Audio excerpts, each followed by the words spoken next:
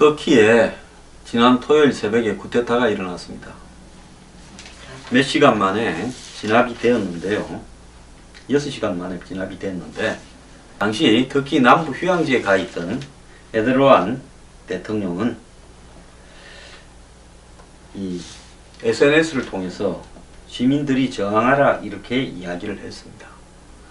실제로 이 쿠데타군이 앙카라와 이스탄불, 앙카라는 행정 수도고 이스탄불은 과거에 이 동로마 제국 때부터 콘스탄티노플로 불리던 이 터키의 가장 큰 도시죠. 동양과 서양의 관문이라고 하는 도시입니다. 저는 여기 이스탄불 몇 번 갔는데요. 그 보스포러스 해협 사이에 있는 대교를 터키 쿠데타군이 점령을 해 있었습니다. 그리고 공중에서 앙카라에서는 이 국회의사당, 또 군사령부, 또 경찰청사 등에서 공중전도 있었고요. 쿠데타군과 이 쿠데타에 반대하는 군대 사이에 또 경찰과 군대 간의 총격전도 있었습니다. 300여 명이 사망한 걸로 나오는데요. 자, 그러면 이 쿠데타, 여러분들은 거리에 수천 명의 터키 시민이 나와서 경찰 탱크를 몸으로 맞고 들어눕기도 하고, 또 경찰 탱크가 아니라 군대 탱크를 또 쿠데타군에 끌어내서 무장 해제시키기도 하고 하는 모습들, 또 잡아서 경찰에 넘기는 모습들, 그래서 시민들이 몸으로 쿠데타군을 저지시키면서 민주주의를 지켰다, 이런 외형적인 모습에 한마디로 여러가지로 좀 감동을 받았다, 이렇게 생각하는 사람도 있을 겁니다. 그런데 이번 터키 쿠데타의 본질은요, 한마디로 터키는 오스만 투르크 때 이 정교가 일치되는 술탄의 왕국이 있지 않습니까? 정치하고 종교의 지도자를 동시에 했죠. 그런데 1차 대전 패배 이후에 이 케말 파샤라고 불리우는, 터키의 국부라고 불리우는 장군이, 청년 장군이 군부 혁명을 일으켜서 터키의 오스만 투르크 왕정을 폐지하고 정치와 종교를 분리시키면서 세속주의를 채택했고, 그 정신을 터키에서 영원히 바뀔 수 없는 정신이라고 못 박았습니다. 그때부터 터키가 근대화되기 시작하면서 민주주의 국가로 정착되어 오기 시작했죠. 터키 군부는 대대로 이 케말 파샤의 이런 정신들을 터키의 국시처럼 여겨왔습니다. 그래서 터키는 이슬람 국가기는 하지만은 이슬람의 색채를 별로 띠지 않았고, 그런 부분들 때문에 최근까지 EU에 통합되어 EU 국가로 들어가느냐 하는 것이 주요 관건이기도 했고, 여러가지로 터키가 유럽의 일부로 받아들여지기도 했습니다. 자, 그런데 에르도안이라는 이 이스탄불 시장 출신의 독재자 현 대통령이요, 2003년부터 2011년간 총리직을 11년간 한 다음에 사실상 최고의 국가 지도자가 되었습니다. 2014년에는 개헌을 통해서 대통령직을 강화하고는 본인이 대통령에 직접 당선이 되어서 거의 임기가 없이 독재를 끌어가고 있고요.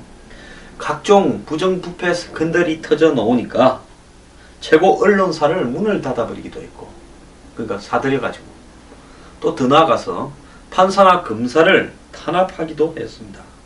즉, 그러면서 이 사람은 일종의 케말 파샤의 정치 종교 분리 세속주의를 없애고 한마디로 터키의 이슬람화를 가속화시켰습니다.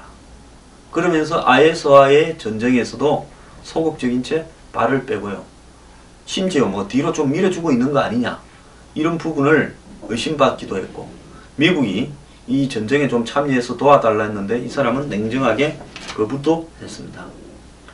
자, 그러면서 이번 불발로 끝난 쿠데타에 이제 자신의 권력을 강화하는 그런 계기를 갖다가 만들려고 군인 3,000명 이상을 체포했고, 그리고 판사 검사를 지금 100명 이상 해서 현재 6,000명 이상을 체포해서 피해 숙청을 하겠다고 했습니다.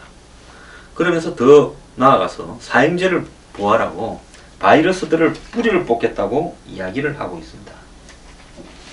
자, 터키는 군부가 정치가 좀 잘못 갈 때마다 쿠데타를 해왔는데요. 이번이 사실상으로 여러 번 쿠데타 중에서 처음으로 실패한 쿠데타라고 합니다. 자, 터키에 주기적으로 쿠데타가 벌어지는 이유는요, 터키에서 오늘날 민주공화국을 만드는 사람도 군인들이고, 또는 군인들이 정치에 개입을 해서 오랫동안 정치를 갖다가 장악하고 있었다기보다는 국가를 갖다가 수호하는 가장 앞선 선진적인 엘리트 집단이라는 의식이 있었습니다. 그래서 국가의 수호자라고 헌법에 군이 이렇게 명기가 되어 있고 정치에 개입할 수 있는 여지도 두고 있습니다.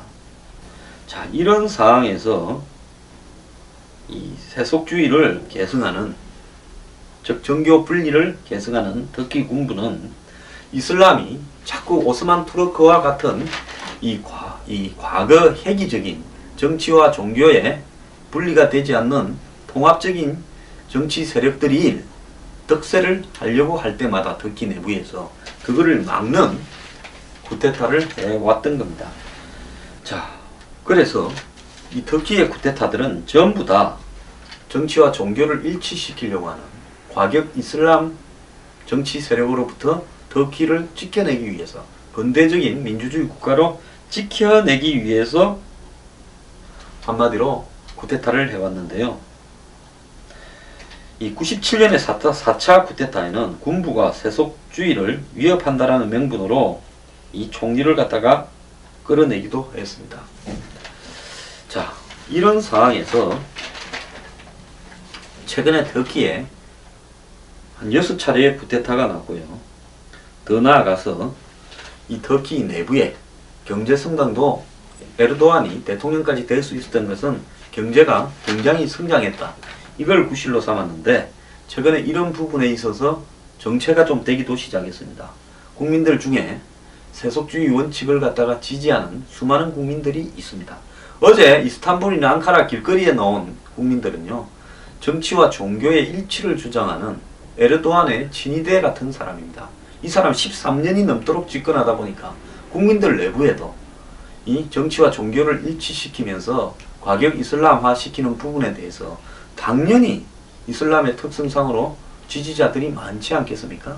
그 사람들이 길거리 나와서 군부에 대항하고 쿠데타군을 끌어냈다고 해서 그것이 마치 바로 가는 방향처럼 생각해서는 안 된다는 겁니다. 자, 미국이나 영국에서는 대중들이 각성되어서 한마디로 대중들을 갖다가 개돼지로 여기는 정치인들의 선동에 저항을 하고 있지만은, 이 터키 같은 나라는요, 수많은 사람이 현재 에르도안의 철근 통치에 대해서 불만을 품고 있고 장기 집권에 대해서도 불만을 품고 있어도요, 민도가 낮아서 그야말로 이 제대로 된 민주주의적 입장에서 저항권을 행사하지 못하는 나라로 되어가고 있습니다. 거기에 군인과 경찰을 점점 자기 편으로 집어넣고 언론 탄압까지 하고 있습니다. 처음에는 미국이나 유럽이 이 쿠데타를 반대한다 했지만 이 사람도 실수했지요. 차라리 가만히 있는 게 나을 뻔했습니다. 자, 쿠데타군이 진압되자마자 피해 숙청을 예고하면서 신이 주신 숙청 기회라고 이야기를 하고 있습니다. 자, 이미 터키는 유럽화가 되기는 틀렸다. 그 반대로 오스만 투르크로 이제 회귀하고 있다. 이런 이야기를 대다수의 역사학자들이 지금 이야기를 하고 있습니다. 국제사회는 지금 터키의 피해 숙청, 사형제 부활, 그리고 군부, 언론 숙청, 사법부 숙청에 대해서 매우 우려하고 있습니다. 자, 이 사람은 이번에 이제 개헌까지도 하려고 시도하고 있습니다. 1923년 이 무스타파 케말 초대 대통령, 아까 케말 파샤입니다. 터키 공화국을 만들면서 세속주의 원칙을 앞으로 우리가 영원히 지켜야 될 거라고 강조했고, 헌법에 이슬람을 국교로 한다는 조항을 삭제했고, 이슬람 전통 복장도 폐지했습니다. 그래서 군은 세속주의의 수호자라고 이렇게 스스로 자부심을 가지고 터키 최고의 엘리트 집단으로서 터키를 정치와 종교가 분리된 근대적 국가로 만들겠다 했습니다. 지금 터키 한번 가보십시오. 이 알파벳이 보면요, 영어와 비슷한 알파벳을 씁니다. 그러면서 과거에 이슬람 아랍어로 사용하던 이런 부분들을 전부 소리 나는 대로 따라서 언어는 영어 알파벳을 이 이슬람 말들을 영어 알파벳으로 쓰는 방식의 말을 이렇게 글을 쓰도록 해놨습니다. 이런 것들도 다 그때 만들어진 일들입니다.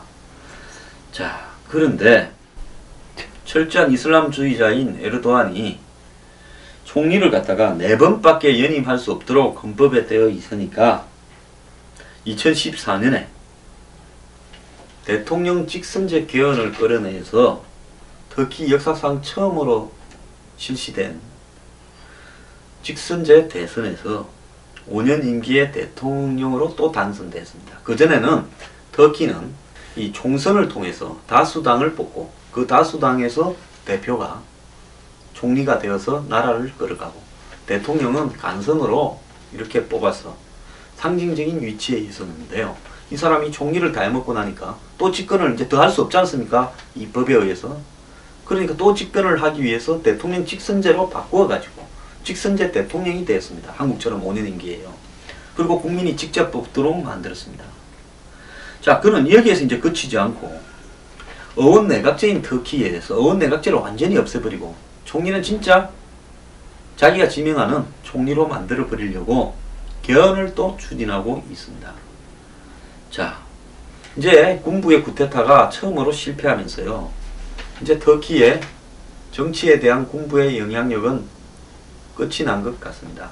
이제 브레이크가 풀린 에르도안의 독재는 어디까지 갈지 모르고요, 중동 최대의 국가라고 볼 수 있는 터키는 이제는 완전히 거꾸로 이슬람이 정치를 지배하는 이란과 같은 나라로 회귀해 갈 걸로 저는 보이고 있습니다.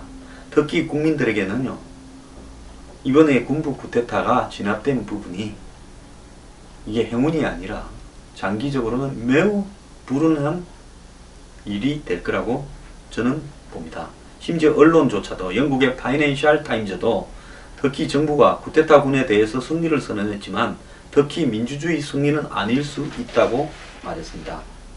자, 미국으로 이민한 망명한 귤렌이라고 하는 과거에 자기의 정치적 동지이자 또 이슬람 학자를 송환해라, 강제 송환해달라고 요구하고 있고, 그리스로 망명한 장교 군인을 헬리콥터 타고 쿠데타가 실패한 뒤에 8명이 갔죠. 그 사람 돌려달라고 또 요구하고 있습니다. 자, 터키는 이제 후진하고 있습니다. 우리가요, 이런 어떤 역사를 바라볼 때 이런 어떤 쿠데타가 무조건 나쁘다, 군부는 무조건 악이다라는 시각도 버려야 됩니다. 자, 지금 우리가 중동에서 벌어지는 이 수많은 종교에 의한 무지몽매한 대립과 학살과 난민과 전쟁을 보고 있지 않습니까? 자, 오죽했으면 무스타파 케말이 세속주의를 채택하면서 터키가 선진국이 되기 위해서는 정치와 종교를 분리하지 않으면 답이 없다. 공식적인 거리에서는 종교적 복장도 하지 마라, 여자도 아무것도 쓰지 말아라고 했음에도 불구하고 터키는 지금 거꾸로 가고 있습니다. 자, 이런 터키, 한때 성장률도 높았고 또 방금 유명한 세계적 관광지기도 했는데요, 이제 테러와 이 피해 숙청과 독재자와 그리고 반대 세력이 사라져버린 사법부와 언론과 어디에서도 국가 내에 국민들을 진짜 개돼지로 만들어서 자신의 친위대로 내세워서 영구 집권해 먹으려는 그 핑계로, 영구 집권을 하려면 종교를 끌어다 붙여야 영구 집권하기가 좋지 않습니까? 종교적 광신도로 만들어야 영구 집권하기가 좋죠. 터키는 이제 중세 시대로 돌아가고 있습니다. 터키 이 불발된 쿠데타에 대해서 애도를 표합니다.